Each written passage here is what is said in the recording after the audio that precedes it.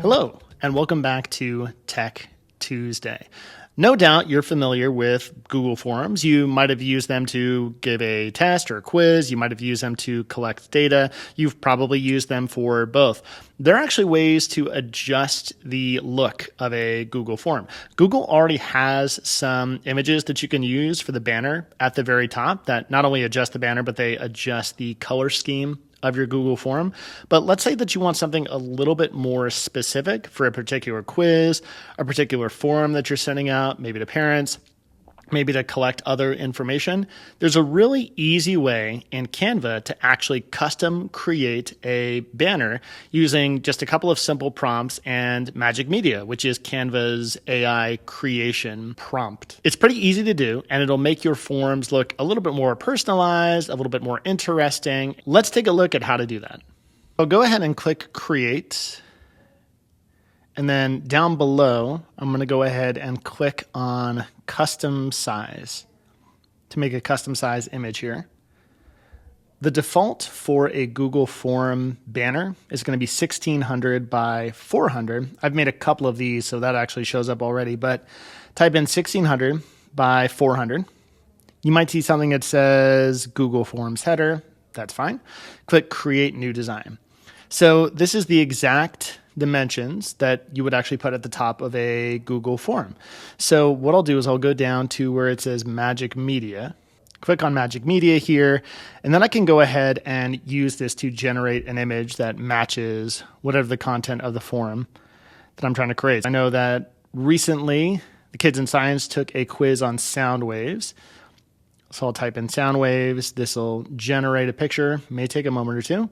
And then I have a couple of waves, and I can kind of play with the prompt a little bit. The more specific you are, the better. But I can actually use this and put this at the very top of my Google form. I have to kind of stretch it out a little bit, and I can kind of zoom in and out. Here, I'll stretch this so it takes up the whole page, adjust this by dragging it up. And now I have something that's a little bit more specific rather than just that generic purple Google form banner. So let's do it with another topic here. So another quiz that I saw that was given a little bit recently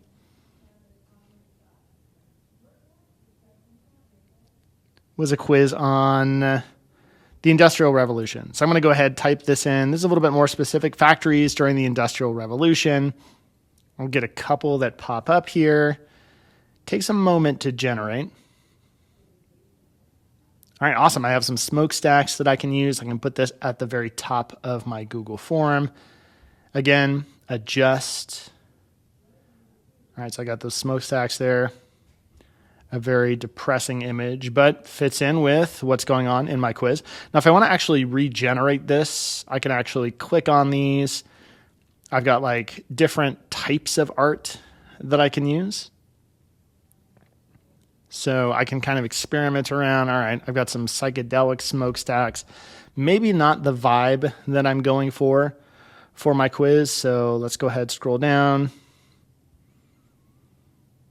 I can adjust.